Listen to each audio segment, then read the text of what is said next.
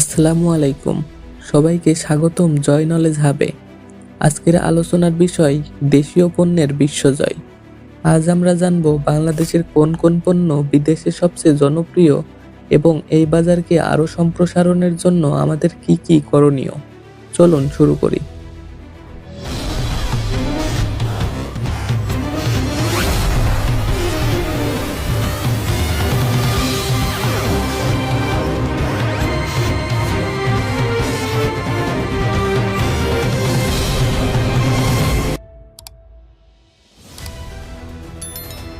তো প্রথমেই কথা বলবো বাংলাদেশের প্রধান রপ্তানি পণ্য সম্পর্কে।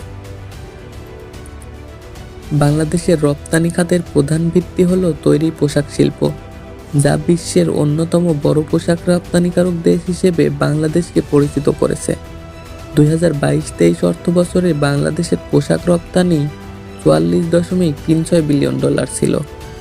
এটি বাংলাদেশের মোট রপ্তানির 80%-এর বেশি। এছাড়া বাংলাদেশে পাটজাত পণ্য, চামড়াজাত পণ্য, চিংড়ি মাছ এবং আইটি সেবাও বিশ্ববাজারে বেশ জনপ্রিয়। উদাহরণস্বরূপ বলা যায়, বাংলাদেশি তৈরি পোশাক এখন ইউরোপীয় ইউনিয়ন, আমেরিকা এবং মধ্যপ্রাচ্যের বিভিন্ন দেশে রপ্তানি হচ্ছে।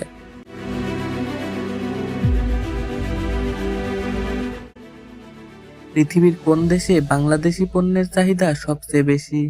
বাংলাদেশের রপ্তানি পণ্যের সবচেয়ে বড় বাজারগুলো হলো ইউরোপীয় ইউনিয়ন, যুক্তরাষ্ট্র এবং মধ্যপ্রাচ্য। 2022-23 অর্থবছরে ইউরোপীয় ইউনিয়ন থেকে বাংলাদেশে রপ্তানি পরিমাণ ছিল প্রায় $18.35 বিলিয়ন, যার মধ্যে সবচেয়ে বড় অংশ ছিল তৈরি পোশাক। এছাড়া যুক্তরাষ্ট্র ছিল বাংলাদেশের দ্বিতীয় বৃহত্তম বাজার, যেখানে রপ্তানির পরিমাণ ছিল প্রায় $8.75 বিলিয়ন। মধ্যপ্রাচ্য দেশে বাংলাদেশি পণ্য, বিশেষ করে পোশাক এবং খাদ্যপণ্য বিপুল পরিমাণে রপ্তানি হয়।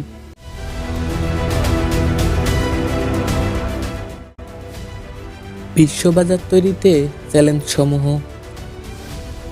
তবে এই সাফল্যের পথে বেশ কিছু চ্যালেঞ্জও রয়েছে। একদিকে আমাদের রপ্তানির পরিমাণ বাড়ানোর জন্য লজিস্টিক সমস্যা, মান নিয়ন্ত্রণ এবং আন্তর্জাতিক প্রতিযোগিতায় মোকাবেলা করতে হচ্ছে। যেমন চীন এবং ভারত বাংলাদেশি পণ্যের জন্য বড় প্রতিযোগী হয়ে উঠেছে। তবে বাংলাদেশের উদ্যোক্তাদের নিত্য নতুন উদ্যোগ এবং সরকারি সহায়তায় এসব চ্যালেঞ্জগুলো কাটিয়ে উঠতে পারছে। উদাহরণ হিসেবে বলা যায়, রূপালী ফুডস তাদের পণ্য আন্তর্জাতিক বাজারে পৌঁছানোর জন্য দীর্ঘদিন ধরে কাজ করছে এবং এখন তাদের পণ্য বিশ্ববাজারে সাড়া ফেলেছে। বাংলাদেশের খাদ্য প্রক্রিয়াজাত পণ্য যেমন চানাচুর, মিষ্টি এবং কসমেটিক্স পণ্য এখন ধীরে ধীরে বিশ্ববাজারে জায়গা করে নিচ্ছে। উদাহরণস্বরূপ রূপচাঁদা মিষ্টান্ন বাংলাদেশের অত্যন্ত জনপ্রিয় এবং এই মিষ্টি বর্তমানে মধ্যপ্রাচ্যে এবং ইউরোপে রপ্তানি হচ্ছে। এছাড়া হস্তশিল্প এবং কারুশিল্পও বিদেশে অনেক জনপ্রিয় হয়ে উঠেছে। যেমন বাংলাদেশি জামদানি শাড়ি ইউরোপ এবং আমেরিকাতে খুব চাহিদা পাচ্ছে। তবে এসব নতুন পণ্যের বাজার আরও বড় করতে হলে আমাদের কিছু গুরুত্বপূর্ণ পদক্ষেপ নিতে হবে। বিদেশি বাজারে আমাদের পণ্যের চাহিদা আরও বাড়াতে হলে কিছু কাজ করা খুবই গুরুত্বপূর্ণ। 1. পণ্যের গুণগত মান নিশ্চিত করা। বিশ্ববাজারে টিকতে হলে আমাদের পণ্যের মান আরও উন্নত করতে হবে। 2. আন্তর্জাতিক মানদণ্ড অনুসরণ করা। আমাদের পণ্য উৎপাদনের সময় আন্তর্জাতিক মান নিশ্চিত করতে হবে, যেমন ISO সার্টিফিকেশন। 3. পণ্যের ব্র্যান্ডিং এবং মার্কেটিং। ভালো ব্র্যান্ডিং ও ট্রেড শো এর মাধ্যমে আমাদের পণ্যকে বিশ্ববাজারে তুলে ধরতে হবে। 4. নতুন বাজার খুঁজে বের করা। ইউরোপ ও আমেরিকার পাশাপাশি নতুন বাজার যেমন আফ্রিকা ও ল্যাটিন আমেরিকায় রপ্তানি করতে হবে।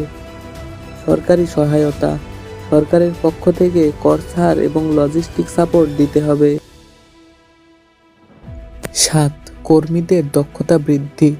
উৎপাদনের সঙ্গে জড়িত কর্মীদের প্রশিক্ষণ দিতে হবে, যাতে তারা উচ্চমানের পণ্য তৈরি করতে পারে। উদাহরণস্বরূপ বাংলাদেশ পোশাক শিল্প তার কর্মীদের আধুনিক প্রশিক্ষণ দিয়ে আন্তর্জাতিক মানের পণ্য উৎপাদন করতে সক্ষম হয়েছে। 8. নতুন পণ্যের উদ্ভাবন। পরিবেশ বান্ধব বা টেকসই পণ্য তৈরি করতে হবে, কারণ এগুলো এখন বিশ্ববাজারে বেশি জনপ্রিয়। 9. বিদেশি ক্রেতাদের সঙ্গে সম্পর্ক উন্নয়ন। দীর্ঘমেয়াদী সম্পর্ক গড়ে তোলা এবং সঠিক সময়ে পণ্য সরবরাহ নিশ্চিত করতে হবে। আশা করি আজকের আলোচনা থেকে আপনারা অনেক কিছু জানতে পেরেছেন। বাংলাদেশ কিভাবে বিশ্ববাজারে নিজের অবস্থান আরও শক্তিশালী করছে এবং আমাদের কিভাবে সাহায্য করা উচিত সেটাও পরিষ্কার হয়েছে।